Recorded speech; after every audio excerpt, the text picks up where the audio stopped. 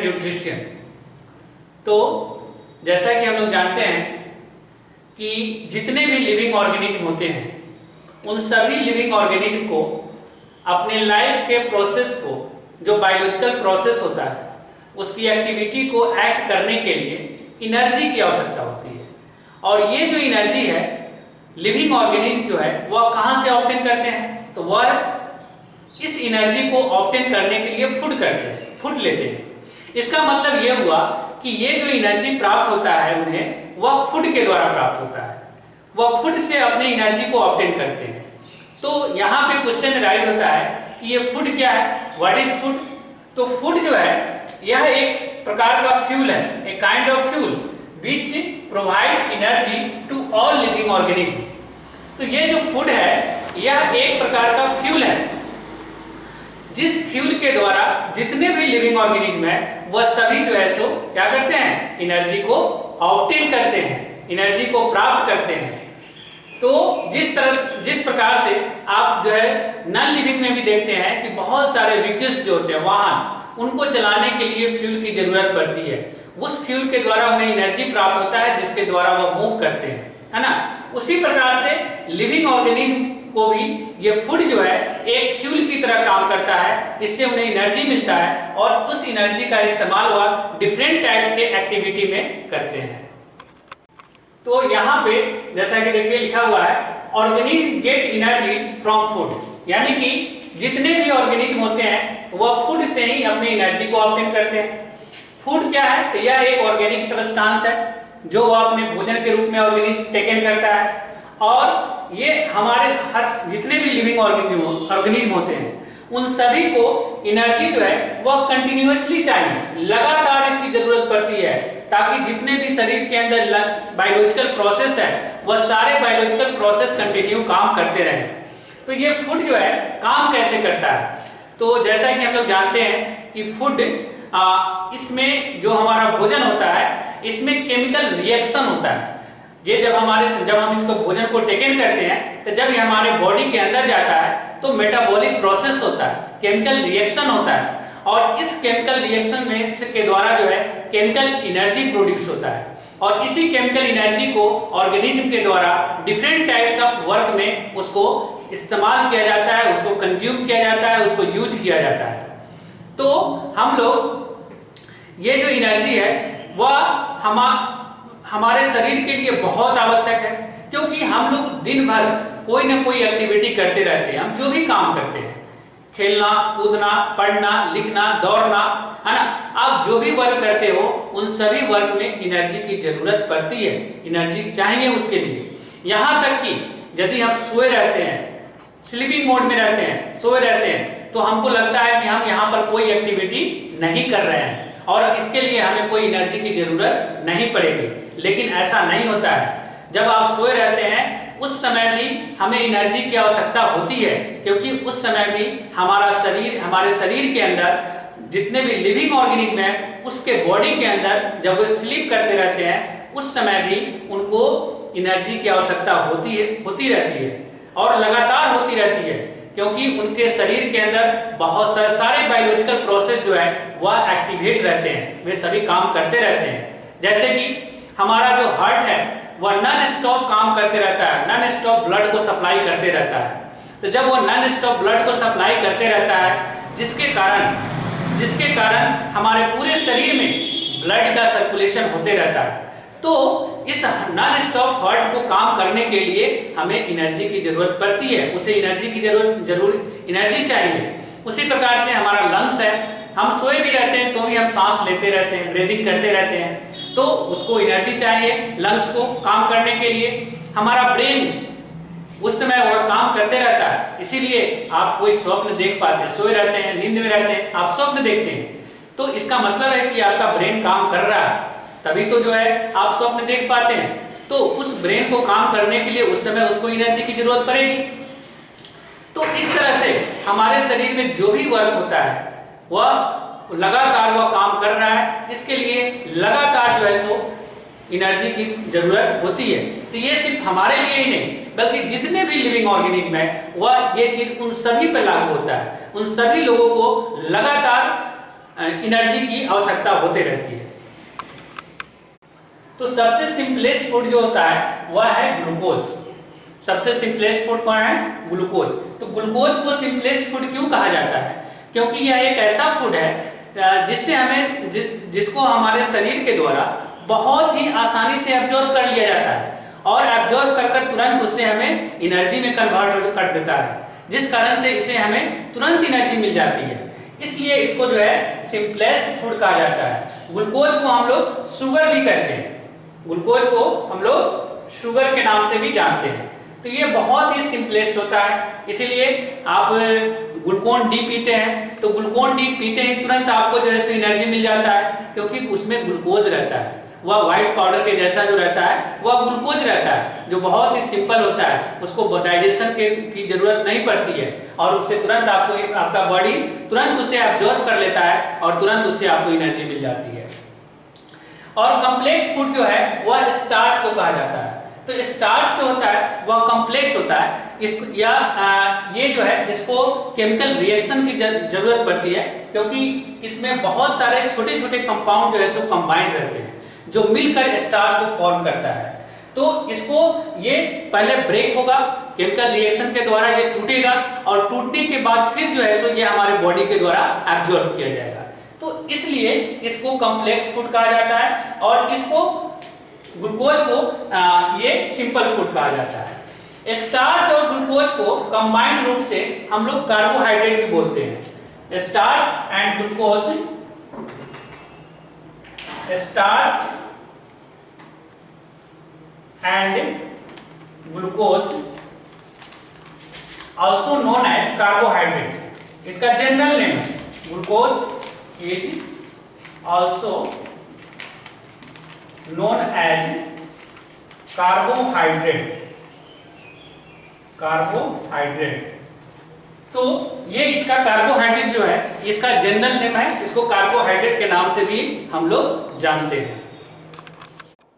तो अब हम लोग देखते हैं कि न्यूट्रिशन क्या है। तो जैसा कि हम लोगों ने देखा कि जितने भी लिविंग ऑर्गेनिज्म होते हैं उन सभी लिविंग ऑर्गेनिज्म को एनर्जी की आवश्यकता होती है, और वह जो एनर्जी है वह एनर्जी कहाँ से ऑब्टेन होता है? फूड के द्वारा। यानी लिविंग ऑर्गेनिज्म क्या करते हैं? फूड को लेते हैं और उस फूड से उन्हें एनर्जी ऑब्टेन होता है। तो न्यूट्रिशन क्या है? The process of taking food and utilising the food is called nutrition. तो लिविंग ऑर्गेनिज्म के द्वारा फूड के लेने का प्रोसेस, यानी कि जिस प्रोसेस से वह फूड को ले रहा है और फूड को लेने के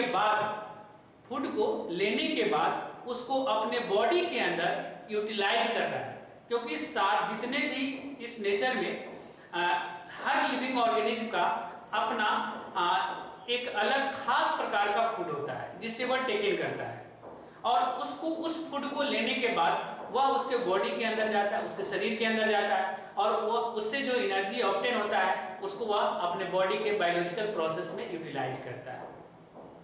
तो यह क्या है? एक प्रोसेस है। न्यूट्रिशन क्या है? एक प्रोसेस है जिसमें फूड को लिया जाता है और फूड को लेने के बाद उसके बॉडी के अंदर उसका यूटिलाइज भी होता है डिफरेंट टाइप के बायोलॉजिकल प्रोसेस में। तो ये जो न्यूट्रिशन टर्म है ये डिराइव किया गया है किससे? न्यूट्रिएंट से। ये न्यूट्रिशन जो टर्म है डिराइव किया गया है किससे? न्यूट्रिएंट से। तो अब हम लोग ये समझे कि न्यूट्रिएंट क्या है और न्यूट्रिएंट का मायने क्या होता है। तो न्यूट्रिएंट जो है एक ऑर्गेनिक या इनऑर्गेनिक सब्सटेंस है, और ये ऑर्गेनिक और इनऑर्गेनिक सब्सटेंस हमें रिक्वायर है, हर लिविंग ऑर्गेनिज्म को रिक्वायर होती है, जरूरत होती है, जिससे उसके बॉडी को जो है सो लाइफ को सरवाइव कर सके, जिंदा रह सके, और उसे जिंदा रहने के लिए उसके बॉडी के अंदर होने वाले बायोलॉजिकल प्रोसेस को वह मेंटेन रखता है। ये चीज जो है सो न्यूट्रिएंट कहलाता है। आप ऐसे एग्जांपल से समझिए, जैसे मान लीजिए कि हमारा जो फूड है, भोजन है, वह पल्सेज है, दाल, हम दाल खाते हैं। तो दाल खाते हैं तो ये हमारा क्या हो गया? न्यूट्रिशन हो गया। दाल क्या हुआ? दाल को लेना वह न्यूट्रिशन हुआ, और दाल हमने खाया और उस दाल से हमें प्रोटीन मिलता है। उस दाल से हमें क्या मिलता है? प्रोटीन मिलता है। और ये प्रोटीन जो है सो क्या करता है, हमारे डिफरेंट टाइप के, जैसे कि हमारे बॉडी को ग्रोथ करने में ये मदद करता है। तो प्रोटीन जो है वो न्यूट्रिएंट कहलाता है, और ये न्यूट्रिएंट हमें कहाँ से मिला, न्यूट्रिशन के द्वारा, जो हमारा भोजन है, फूड है, यानी कि पल्सेज के द्वारा। उसी तरह से आप फ्रूट्स खाते हैं तो फ्रूट से हमें क्या मिलता है, विटामिन मिलता है, मिनरल मिलता है। तो ये विटामिन, मिनरल्स, आयरन, ये सब क्या, ये सब न्यूट्रिएंट हुआ। और जिस सोर्स से हमें मिलता है, जिसको खाने से हमें मिलता है, वह हमारा क्या कहलाएगा, न्यूट्रिशन कहलाएगा। तो न्यूट्रिएंट एंड न्यूट्रिशन के में आप, हमें लगता है कि आपको डिफरेंस समझ में आ गया होगा। तो जैसा कि हमने देखा कि न्यूट्रिशन से हमें क्या प्राप्त होता है, न्यूट्रिएंट, है ना। तो न्यूट्रिशन से हमें न्यूट्रिएंट ऑब्टेन होता है। उसके बाद न्यूट्रिशन जो है ये क्या करता है, तो लिविंग ऑर्गेनिज्म के बॉडी को के ग्रोथ को प्रमोट करता है, यानी कि इसके द्वारा हमारा बॉडी जो है क्या होगा, ग्रोथ होता है। उसके साथ साथ ये क्या करता है कि नए प्रोटोप्लाज्म को ये फॉर्म करता है। ये फॉर्मेशन का काम कौन करता है, न्यूट्रिशन करता है। उसके बाद इससे हमें एनर्जी भी मिलता है। उसके साथ साथ हमारे बॉडी के अंदर बहुत तरह के जो है सो बायोलॉजिकल प्रोसेस होते हैं, मेटाबॉलिक प्रोसेस होता है। उस मेटाबॉलिक प्रोसेस के द्वारा बहुत सारे चीज का फॉर्मेशन होता है, जैसे प्रोटीन का फॉर्मेशन होना, कार्बोहाइड्रेट, लिपिड्स, है ना, ये सब कुछ जो है सो फॉर्म होता है। और ये सारा फॉर्मेशन जो है ये सभी किसके द्वारा होता है, न्यूट्रिशन के द्वारा। तो न्यूट्रिएंट्स जो है ये, जैसा कि हम लोगों ने देखा कि न्यूट्रिएंट्स जो है ये न्यूट्रिशन से निकलता है, यानी कि न्यूट्रिशन जो होता है, जो हमारा फूड होता है, वो काफी कॉम्प्लेक्स होता है। और ये जब हम उसको टेक इन करते हैं, कोई भी लिविंग ऑर्गेनिज्म जब उसे लेता है तो वह बॉडी के अंदर जाकर उसका केमिकल रिएक्शन होता है। ये केमिकल रिएक्शन हमारे डाइजेस्टिव सिस्टम के द्वारा होता है, जो डाइजेस्टिव सिस्टम इसको डाइजेस्ट करता है, उस कॉम्प्लेक्स से फूड को बहुत ही सिंपल फूड में उसको ब्रेक डाउन करता है। ये इतने सिंपल फॉर्म में इसे तोड़ता है कि ताकि हमारा जो सेल है उसको इजीली एब्जॉर्ब कर सके, वह हमारा सेल के द्वारा उसे एब्जॉर्ब किया जा सके, और फिर वह हमारे ब्लड में मिलकर और ब्लड के साथ हमारे पूरे बॉडी में वह सर्कुलेट हो सके, हर एक सेल तक वह पहुंचा जा सके। तो न्यूट्रिएंट्स जो होता है, जो हमें न्यूट्रिशन से प्रोवाइड होता है, तो ये न्यूट्रिएंट मच स्मॉलर मॉलिक्यूल्स, बहुत ही छोटे छोटे मॉलिक्यूल्स होते हैं। इतने छोटे मॉलिक्यूल्स होते हैं कि ये हमारे सेल के द्वारा आसानी से एब्जॉर्ब कर लिए जाते हैं। तो कुछ इंपॉर्टेंट न्यूट्रिएंट्स के बारे में जानते हैं हम लोग, जो हमें न्यूट्रिशन से प्राप्त होता है, जो हमें फूड से प्राप्त होता है, और ये हमारे शरीर में क्या करते हैं, इनका क्या इंपॉर्टेंट रोल है, ये हमारे लिए किस प्रकार से मददगार साबित होते हैं। तो सबसे पहले आप देखिए कार्बोहाइड्रेट। कार्बोहाइड्रेट ये कोई सिंगल न्यूट्रिएंट नहीं होता है, ये बहुत ही कॉम्प्लेक्स होता है। तो इसमें बहुत सारे जो है न्यूट्रिएंट्स मिले हुए रहते हैं, कंबाइंड। अगर हम जब कार्बोहाइड्रेट की बात करते हैं, it is not a single nutrient, इसमें कई सारे न्यूट्रिएंट शामिल रहते हैं। लेकिन जब ये हमारे बॉडी के अंदर जाता है, शरीर के अंदर जाता है, तो ये इसका जो है केमिकल रिएक्शन होता है, डाइजेशन होता है, जिसमें ये सिंपल फॉर्म में ब्रेक डाउन हो जाता है। तो उसके बाद फैट्स भी जो है ये भी उसी तरह का है। तो इस दोनों का जो है, सो ये दोनों जो है हमारे लिए क्या करता है, ये एनर्जी प्रोवाइड करता है। इस दोनों से हमें एनर्जी मिलता है ना। ये कार्बोहाइड्रेट, आप जो व्हीट, गेहूं खाते हो, राइस खाते हो, आलू खाते हो, इन सब में बहुत ही अधिक मात्रा में स्टार्च होता है। और हमने आपको क्या बताया कि starch and sugar, glucose is also known as carbohydrate. इस दोनों को हम लोग कार्बोहाइड्रेट कहते हैं। तो कार्बोहाइड्रेट एंड फैट्स ये दोनों जो है सो क्या करता है, इस दोनों जो है सो हमको एनर्जी प्रोवाइड करता है, प्रोवाइड एनर्जी, ये हमें एनर्जी प्रोवाइड करता है। उसके बाद प्रोटीन क्या करता है, ये भी जो है सो एक न्यूट्रिएंट है। तो प्रोटीन का काम है, ये हमारे बॉडी को ग्रोथ कराता है, ग्रोथ करता है, सिंथेसिस करता है डिफरेंट, जैसे ये स्किन हो गया, जैसे कि हमारा बॉडी का कोई पार्ट कहीं पर इंज्योर्ड हो जाता है, कट जाता है, तो उसको रिपेयर करने का काम, हमारे सेल को प्रमोट करने का काम, ग्रोथ कराने का काम, ये जो है सो कौन कराएगा, प्रोटीन कराएगा। और प्रोटीन जो है सो हमें डिफरेंट टाइप्स के न्यूट्रिशन से हमें प्राप्त होता है, भोजन से प्राप्त होता है। इन सब का अलग अलग काम है, सबका अपना अपना काम है। प्रोटीन जो है सो ग्रोथ में मदद करता है। उसके बाद विटामिन जैसा कि आप जानते हैं ये हमें ज्यादातर जो है सो ग्रीन वेजिटेबल या फ्रूट से हमें ऑब्टेन होता है, और ये जो है हमें क्या करता है, ये हमारे इम्यूनिटी सिस्टम को स्ट्रॉन्ग करता है।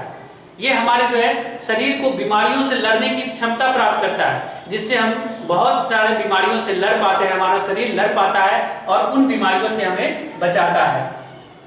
उसके बाद मिनरल्स तो बहुत तरह के होते हैं, जैसे कि कैल्शियम।